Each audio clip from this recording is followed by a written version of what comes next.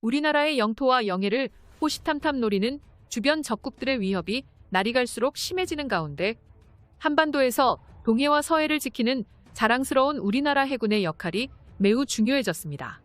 더욱 강력하고 많은 무기들을 탑재할 최신형 구축함이 필요하며 해군력 강화는 국가의 생존성에 직결된 문제로 화두가 되고 있죠. 그런데 이러한 상황 속에서 대한민국 해군의 최신형 기함이 조용히 발표되어 주변 적국들을 당황하게 만들었는데요.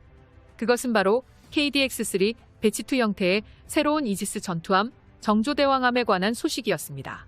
앞서 KDX-3 배치2는 세종대왕급 구축함의 후속작인데요. 더욱 거대해지고 강력해진 현무 미사일을 장착했으며 미국산 이지스함과 동급 체급의 레이더는 물론 LSAM 대공 미사일과 SM-6 대공 미사일을 갖추는 데 성공했습니다. 이지스는 미국의 전투체계인 것에 비해 한국형 이지스함의 무기는 무장체계에서 특히 국산화가 많이 되었는데요. 국방과학연구소와 LIG 넥스원에서 개발한 현무3 순항미사일과 해성, 그리고 청상어, 홍상어 등 최고의 화력을 자랑하는 한국형 이지스함에는 국내 방산업체가 개발한 최신형 국산 무기도 다수 탑재했습니다. 이 정도 수준은 배수량 대비 세계 1위 수준이며 총 90셀이 넘는 KVLS 미사일 발사대가 무시무시한 성능을 직접 증명해 보이는데요. 세계 다른 국가들의 함선을 예시로 KDX-3 배치2와 비슷한 체급의 함선이 가지는 미사일 발사대 대수가 64셀에 그치는 반면 정조대왕함은 KVLS 미사일 발사대가 총 90셀이 넘어가니 한국 해군이 미사일 투발에 관련된 화력 증강에 대해 어느 정도 관심을 가지고 그것을 키우기 위해 노력하는지 한눈에 확인할 수 있습니다. 이것은 과연 후방부 화력의 민족이라고 불리우는 대한민국에 걸맞는 전투함이라 볼 수 있겠는데요. 우리나라는 현재 한척 건조 비용이 1조 원 이상이 들어가는 KDX 배치3 3차 사업을 진행하고 있습니다. KDX 3차 사업의 만재 배수량 만톤급 구축함은 새로운 차세대 이지스함인 만큼 의미가 더욱 컸는데요. 이러한 정조대왕급 구축함은 해상에서 전투가 발발했을 시 적군의 전투기와 군함, 그리고 날아오는 미사일 요격 성능을 세종대왕급에 비해 전자장비면에서 대폭 향상시킨 최신형 구축함 모델이며 한국 해군은 만재 배수량 만톤급의 정조대왕급 구축함의 완성을 7월에 시작해 진수식을 눈앞에 두고 있습니다. 그런데 이러한 한국도 옛날에는 이지스함 건조 부문에서 과소평가를 당한 전적이 있다면 믿으시겠습니까? 과거 KDX 배치3를 건조하기 전 세종대왕급 구축함이 성공하자 미정부의 기술자문단은 대한민국의 조선해양의 기술력에 대해 예상외의 놀라움을 표시한 것으로 알려졌습니다. 당시 미국 기술자문단의 한 엔지니어는 한미해상훈련 당시 우리나라 조선해양의 엔지니어에게 소식을 보내 구축함의 완성을 내 눈으로 직접 보지 못했더라면 믿을 수 없었을 것이라고 극찬을 보낸 적이 있는데요. 하지만 처음 시작 당시만 해도 조선해양이 신공법으로 한국해군 이지스 세종대왕함을 건조한다고 결정했을 때 미국 측 이지스 전투체계 기술자문단의 반응은 싸늘하기만 했었습니다. 왜냐하면 그동안 미국은 이지스함 건조를 도와주는 과정 속에서 한국 해군의 이지스 전투체계의 주요 장비를 블록 단계에서 합재하는 시도는 전혀 하지 않았었는데 당시만 하더라도 우리나라의 조선소의 기술을 신뢰하지 못했기 때문이죠. 처음 블록 단계에서 한국산 전자장비를 탑재하자고 제안을 했을 때도 미국 자문단은 관심조차 가지지 않았습니다. 1차 기술협의 모임에서 미국 기술자문단이 보여준 태도는 배우 조선해양 엔지니어의 피를 끓게 만들었는데요.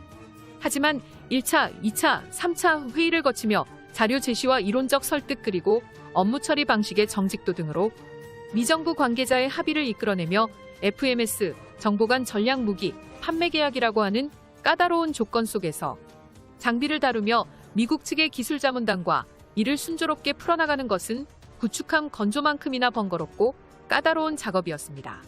당시 건조 책임자였던 대우조선 특수선 사업전담 이사는 시종일관 협의가 아니라 한 수 아래의 사람을 지도하는 듯 무시하는 듯한 태도는 20년 가까이 이 분야에서 종사한 우리 회사 엔지니어들의 자존심을 상하게 했다고 하지만 결국 우리나라는 실력으로 보여주었고 세계 최고 수준의 대우조선해양 함정 건조 능력을 지난 2년간 충분히 보여주자 그들의 태도는 확연히 달라졌다고 설명했습니다. 그렇다면 이렇게 성장한 한국 해군이 가진 새로운 기함 정조대왕함의 미사일 화력과 레이더 성능은 과연 어느 정도일까요?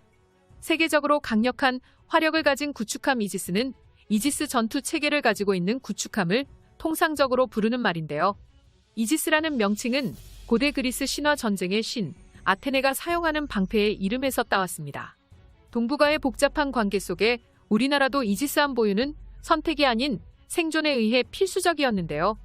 정조대왕함은 기존 세종대왕급의 7,600톤급보다 거대해진 약 8,200터톤급의 경하 배수량을 지니고 있으며 만재 배수량은 만톤급, 최고 30노트 속도로 빠르게 운항할 수 있습니다. 또한 현존 최고 성능의 미국 이지스 구축함과 동급의 미사일 투발 작전과 레이더 탐사 작전을 전개할 수 있는데요. 기존 이지스 구축함보다 성능이 뛰어난 최첨단 이지스 전투체계와 잠수함 잡는 소나인 음파 탐지기 체계를 탑재해 탄도탄 대응과 대잠 작전 능력이 한층 향상된 것으로 평가됩니다. 탑재될 무기로는 중층 이상의 고도로 비행하는 탄도미사일을 한 번에 잡는 장거리 함대공 유도탄이 처음 탑재될 전망인데요. 현재 정조대왕함에 장착하기 위하여 한국이 직접 개발 중인 세계 최강의 미사일 발사대 KVLS-2는 현무포 미사일의 크기를 고려해 거대해졌으며 2030년 중반에 공개될 현무포 미사일 탑재용 KVLS-2 미사일 발사대는 한국 해군의 전투함이 세계 1위로 거듭나게 해줄 핵심 미사일 투발 수단으로 등극할 것입니다. 한국 영토, 독도를 지키는 이지스 구축함에 KVLS 미사일 발사대를 장착하는 순간 동해에서 적군함을 순식간에 타격하는 군함 발사형 현무 미사일이 탄생하게 되는 것이죠.